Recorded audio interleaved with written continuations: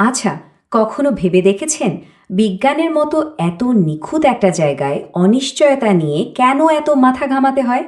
আজকের এই বিশ্লেষণে আমরা কথা বলবো পরিমাপের বিজ্ঞান নিয়ে। কিভাবে বিজ্ঞান তার অজানা দিকগুলোর বা বলতে পারেন অনিশ্চয়তার মানচিত্র তৈরি করে, সেটাই আজ আমরা দেখব। রেডিটের এই কমেন্টটা একটু খেয়াল করুন। বিজ্ঞানের অনেক শিক্ষার্থী ঠিক এই ব্যবহারকারীর মতো ফ্রাস্ট্রেশনে ভোগেন। মানে এত কষ্ট করে নিখুঁত ডেটা বের করার পর শুধু গাণিতিক নিয়মের কারণে সেই দশমিকের পরের সংখ্যাগুলো কেন ফেলে দিতে হবে? ব্যাপারটা অনেকটা এমন যেন দরকারি জিনিস ডাস্টবিনে ফেলে দিচ্ছি। আর এখানেই তৈরি হয় একটা দারুণ প্যারাডক্স। এই যে ঢালাওভাবে রাউন্ড করা হচ্ছে, এতে কি বিজ্ঞান আসলে আরও সুনির্দিষ্ট হচ্ছে? এর নিয়মগুলো আসলে কেন বানানো হয়েছে? আর দশমিক বাদ দিলে কিভাবে আমরা বাস্তবতার আরও কাছাকাছি পৌঁছাতে পারি? এই রহস্যের জট খুলতে আজকের এই বিশ্লেষণে আমরা 5টি ধাপে এগোব। 1. পরিমাপের দ্বিধা। 2. সূক্ষ্মতার মানচিত্র বা তাৎপর্যপূর্ণ সংখ্যা। 3. সূক্ষ্মতা বনাম নির্ভুলতা। 4. প্রকৃত ত্রুটি বিশ্লেষণ। এবং 5. অনিশ্চয়তা প্রকাশ করা। তো চলুন শুরু করা যাক। শুরুতেই পর্ব 1, পরিমাপের দ্বিধা। এখানে আমরা দেখব সাধারণ অঙ্ক আর বাস্তব পরিমাপের মধ্যে আসলে তফাৎটা কোথায়। এই স্লাইডের পার্থক্যটা বেশ মজার। বিশুদ্ধ গণিতে 2.0 মানে হলো একদম নিরেট 2, তাই উত্তরটা বিশাল বড় দশমিক হলেও সমস্যা নেই। কিন্তু ফিজিক্স বা পরিমাপের দুনিয়ায় 2.0 মানে এটা 2.01 বা 1.99ও হতে পারে। তাই উত্তরের শেষে সব দশমিক বসিয়ে দিলে মনে হবে আপনি একেবারে মিলিমিটার মেপে বসে আছেন, যা আদতে একটা মিথ্যা নিশ্চয়তা ছাড়া আর কিছুই না। রেডিটের আরেকজন মন্তব্যকারী বিষয়টা একদম পারফেক্টলি বুঝিয়েছেন। একটা অত্যন্ত সুনির্দিষ্ট সংখ্যার সাথে যখন আপনি একটা অস্পষ্ট সংখ্যা যোগ করবেন, তখন আপনার চূড়ান্ত উত্তরটা ঠিক ততটাই নির্ভরযোগ্য হবে যতটা ওই অস্পষ্ট সংখ্যাটা। মানে একটা শিকল ঠিক ততটাই মজবুত যতটা তার সবচেয়ে দুর্বল লিঙ্কটা। চলে এলাম পর্ব 2-এ, সূক্ষ্মতার মানচিত্র, তাৎপর্যপূর্ণ সংখ্যা বা বিজ্ঞানের ভাষায় যাকে বলে সিগনিফিকেন্ট ফিগার্স। এখন জার্মানা একাডেমিক সেন্টারের দেওয়া এই নিয়মগুলো দেখে আপনার হয়তো মনে হতে পারে, ওফ, খামোখায় এত নিয়ম কেন? কিন্তু সত্যি বলতে কি, একটা রেকর্ড করা সংখ্যার ওপর আমরা ঠিক কতটা ভরসা করতে পারি তার একটা নিখুঁত ট্র্যাক রাখতেই এই নিয়মগুলো কঠোরভাবে মেনে চলা হয়। একটু সহজ করে বলি, ধরুন আপনার কাছে এমন একটা যন্ত্র আছে যেটা শুধু 1 মিটার পর্যন্ত নিখুঁত মাপ দিতে পারে। এখন আপনি যদি সেই মাপটা খাতায় 102.56 মিটার হিসেবে লেখেন, তবে সেটা আক্ষরিক অর্থেই ভুল। যন্ত্রটা তো দশমিকের পরের হিসেব জানেই না, তাহলে ওই 0.56 এলো কোথা থেকে, তাই না? এবার পর্ব 3, সূক্ষ্মতা বনাম নির্ভুলতা, মানে প্রিসিশন ভার্সেস অ্যাকুরেসি। শুধু অনেকগুলো সিগনিফিকেন্ট ফিগার থাকলেই যে আপনার উত্তর সঠিক, ব্যাপারটা মোটেও তেমন না। কলম্বিয়া ইউনিভার্সিটির এই ডার্টবোর্ডের উদাহরণটা দেখুন। লক্ষ্যবস্তুর আশেপাশে এলোমেলোভাবে ছড়িয়ে থাকা এই ডেটা পয়েন্টসগুলোর মানে হলো এই পরিমাপের নির্ভুলতা বা অ্যাকুরেসি যেমন নেই, তেমনি সূক্ষ্মতা বা প্রিসিশনও নেই। একদম জগাখিচুড়ি অবস্থা। এবার এটা দেখুন, কেন্দ্রের বাইরে ডেটা পয়েন্টগুলো একদম এক জায়গায় জড়ো হয়ে আছে।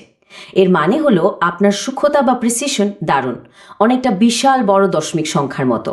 কিন্তু নির্ভুলতা বা অ্যাকুরেসি 0, অর্থাৎ আপনি বারবার নিখুঁতভাবে একই ভুল করছেন। কিন্তু যে কোনো বৈজ্ঞানিক পরীক্ষার আসল টার্গেট হলো ঠিক এই রকম হওয়া, মানে একই সাথে অ্যাকুরেসি এবং প্রিসিশন অর্জন করা। খুব সামান্য এদিক সেদিক করে বারবার একদম সঠিক জায়গায় আঘাত করা। পর্ব 4, প্রকৃত ত্রুটি বিশ্লেষণ। এতক্ষণ আমরা সিগনিফিকেন্ট ফিগারের যে শর্টকাটগুলো দেখলাম, শুধু তা দিয়েই হবে না। অনিশ্চয়তার একটা আসল মানচিত্র তৈরি করতে হলে আমাদের 2 ধরনের পরীক্ষামূলক ত্রুটি বা এরর সম্পর্কে জানতে হবে।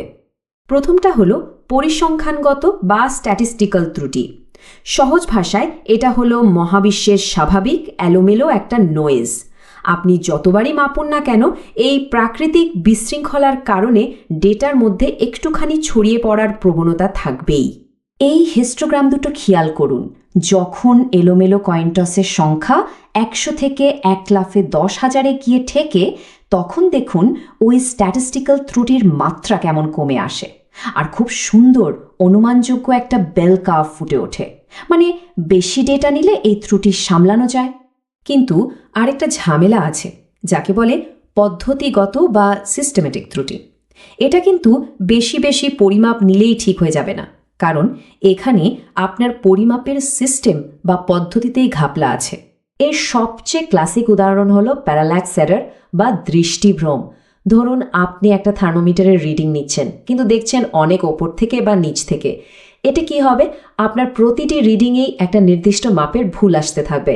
এটা কোনো এলোমেলো ত্রুটি না, আপনার দেখার কোণের কারণে তৈরি হওয়া একটা কনসিস্টেন্ট ভুল। চলে এলাম একেবারে শেষ অংশে, পর্ব 5, অনিশ্চয়তা প্রকাশ করা। যন্ত্রপাতির সূক্ষ্মতা যাচাই আর সব ধরনের ত্রুটি চিহ্নিত করার পর বিজ্ঞানীদের কাজ হলো এই আসল ফলাফলটা দুনিয়াকে জানানো। বিজ্ঞানীদের ভাষায় যে কোনো পরিমাপ লেখার স্ট্যান্ডার্ড স্টাইল হলো ঠিক এই রকম। এখানে আপনার মূল মাপটা থাকবে, সাথে যথাযথভাবে রাউন্ড করা অনিশ্চয়তার মানটা থাকবে, আর অবশ্যই একক বা ইউনিটটা থাকতে হবে। এখন আপনি যদি শুধু 9.0 লেখেন, তার মানে আপনি দাবি করছেন আপনার মাপ একেবারে শতভাগ নিখুঁত, যা বাস্তবে অসম্ভব। আবার যদি ইউনিট বা একক বাদ দেন, তবে পুরো জিনিসটাই অর্থহীন। মানে 9.0টা কি? কেজি, লিটার নাকি কিলোমিটার? কেউ বুঝবে না। এখন প্রশ্ন হলো, হিসেবে গরম মিল হলে বুঝব কিভাবে? যদি আপনার ফলাফল প্রত্যাশিত মানের চেয়ে 1 স্ট্যান্ডার্ড ডেভিয়েশন এদিক সেদিক হয়, তবে সেটা নর্মাল। কিন্তু যদি সেটা 3 স্ট্যান্ডার্ড ডেভিয়েশনের চেয়ে বেশি হয়, তখন বুঝতে হবে এটা কোনো রাউন্ডিংয়ের সমস্যা না। হয় আপনার সিস্টেমে বিশাল কোনো গলদ আছে, না হলে হয়তো আপনি পদার্থবিজ্ঞানের সম্পূর্ণ নতুন কোনো আবিষ্কার করে ফেলেছেন।